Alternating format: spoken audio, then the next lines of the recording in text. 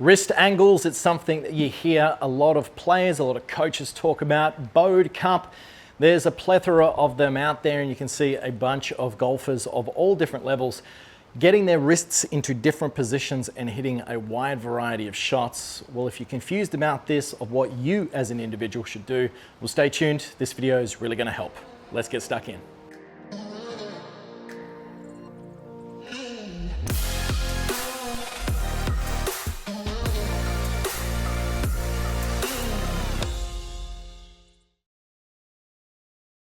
Thanks for tuning in, guys. Kerry Gray here in the studio today at Joondalup Resort. In this video, we're talking all about wrist angles. It's a hot topic. You hear players and coaches talk about it all the time. There's certainly players out on the tour with a lot of bowed wrists, a couple with cup wrists, and we're going to talk all about the differences between the two and the effect on the king of start line and control, which is the club face. But before we get into it, please go down below, click subscribe, click that little bell if you haven't already so you don't miss out on every single new video that I release. And also, if you're looking for something a little bit more personalized, we'll head on over to kggolf.com, and right there you can get online swing analysis. I've got a premium video library, everything under the sun to help you improve your game. But on to today's subject, talking about wrist angles. What is wrist angles? Wrist angles is effectively the angle between your forearm and the back of your lead hand. For the purpose of today's video, we're going to be talking about that right there, and you can see the influence of when I move from what's called a bowed position to a cup position on how much that changes that club face angle.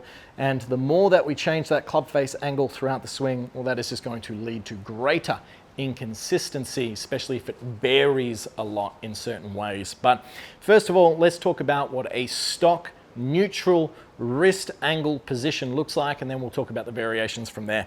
Now, from the face-on view, a stock neutral wrist angle would be at address. We would have a slight cupping of that lead wrist. I'm not the biggest fan of talking about different knuckles because it's really relative to where you position your head. But if you are standing up in front of you, you get this golf club so the club face angle is straight up and down. From here, I can see that the back of the glove is pointing slightly up, and there's a bit of an angle between the back of my forearm and the grip. Now, what do we see with the professional as they then swing the golf club back? As a general template, what we would see is that wrist angle would flatten out by the time that club shaft is level with the ground. I'll flip that around for you. I'll put that in that position. And what we tend to see is the back of the forearm and the glove would be in a relatively straight line, and the club face would be pointing slightly down from this vertical position. From there, throughout the entirety of the backswing, as the professional would continue turning, they would keep this angle relatively flat. That would tend to match their lead arm and their club face. And then as the golf club comes in with very little manipulation, the club face would return back to this slightly tipped down position. The wrist angle with the professional would be anywhere generally from neutral to slightly bowed. And then as they turn through the golf ball, all things being equal, that helps facilitate this shaft lean, compression, the distance, all that good stuff that you see with the best players. Well, let's talk about the two extremes that we see. Now, don't get me wrong, there are players who do have a bowed wrist at the top of their swing. You've got your Dustin Johnsons, your Colin Morikawas, your Brooks Koepkas. A lot of the best players in the world do actually have a slightly bowed wrist throughout the swing, and we'll talk about why that is so. And there's also a couple out there that do have a cut wrist. Freddie Couples is one of them. Phil Mickelson at the top of the swing as well, and we'll talk about what the effects of shaft and swing length and everything else considered will have on wrist angles. Let's talk about bowed first. Well, if I'm in this neutral position and I get my left wrist bowing down, so the left wrist for the right-hander, you can see it curls under a lot. What we would generally tend to see is the face would start to point a long way down to the ground.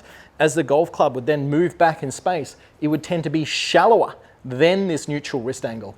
The club face would tend to still be facing up towards the sky, matching the back of the wrist angle, and that's an important key to note.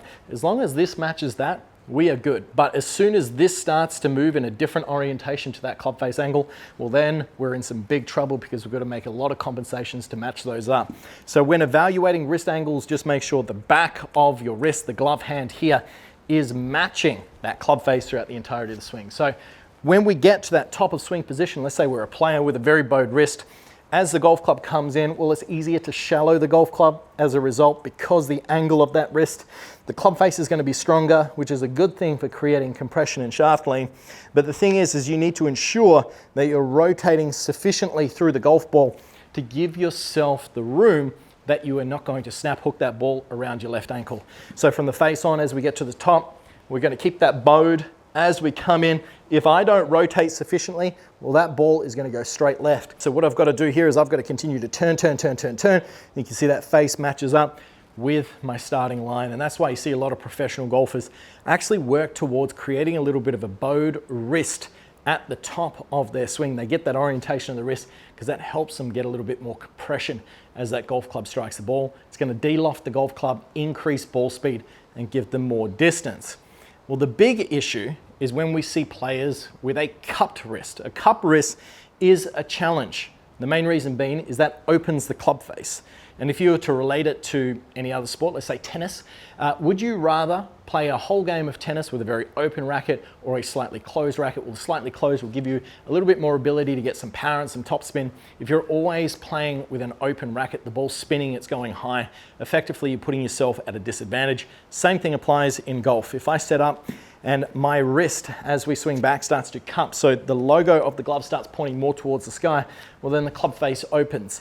Then as we swing back, the shaft is more likely to be steep. Then as we swing to the top of the swing, this continues to cup, this stays cupped, and the swing length starts to get too long. You can see from that position relative to a bowed wrist angle, the difference in swing length from the down the line.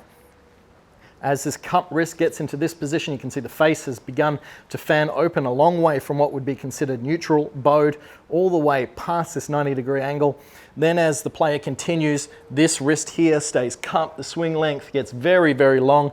The arms will also tend to break down, which means that in the downswing, we are going to get narrow. We are going to get this shaft steep, and then from there, it's very hard to match that up. So it's a big challenge for a lot of players when they do get their lead wrist in a cupped orientation. Very difficult to manage that throughout the rest of the swing. So if you're a player who cups your wrist, what's a little drill that you can do to ensure that this is not affecting you too much? Well, it's as simple as this. If you swing back into this first checkpoint here, what we're looking for, assuming you've got that lead wrist in a good orientation, a good grip in that front hand. You can check out some of my other videos to ensure that you've got a good grip. As we swing back into this first stage of the backswing, when the shaft is level with the ground, we want to see that the club face is slightly tipped down towards the ground, and we're creating a flat angle between the back of the wrist and that forearm there. If I flip around and we have a look from this down the line angle, you can see the face slightly turned down, and we're creating a relatively straight angle between the back of the glove and the forearm. Now from there, it's as simple as this. What you can do, if this is a unique or a foreign feeling for you to do that, allowing that back right wrist to hinge back to facilitate that flat wrist angle, well then all I want you to do is have a couple of swings and swing through and chip the golf ball down there, just getting a feeling of what it's like to work on that wrist angle a little bit. And what you'll notice, if you've always been from a cupped position coming into impact, you're very used to this sort of scooping and chicken winging. A lot of the inconsistency that we do see with players is a result of having a cupped wrist and an open club face. By getting yourself into this stronger orientation, the back of the wrist, the back of the forearm matching each other, the club face a little bit turned down to the ground, well that in itself encourages a very strong impact, and all those golf balls there are drawing very powerfully off the club face. They feel really, really nice. So if you're struggling with your control, there's a good chance you might be too bowed or too cupped. What I want you to do is go get a lesson from your local PGA professional. You can film yourself, ask your buddies to press record, and just check relative to the descriptions and the images that I've given you here today to have a better understanding. Does your left wrist for the right hander, flip it around if you're a left hander, match your club face angle? And if it does, well there you go, you can play around, you can try and fix your ball flight just from changing that wrist angle. But if it doesn't, means that you need to work on improving your left hand grip to ensure that it's matching up the club face. And that's the big thing here. We want this grip matching up that club face. And if it doesn't, it's just going to lead to some inconsistency with your ball striking. So I hope you've enjoyed today's video. If you got any questions at all, please ask me below. But until next time, I'm Kerry Gray. Thanks for watching.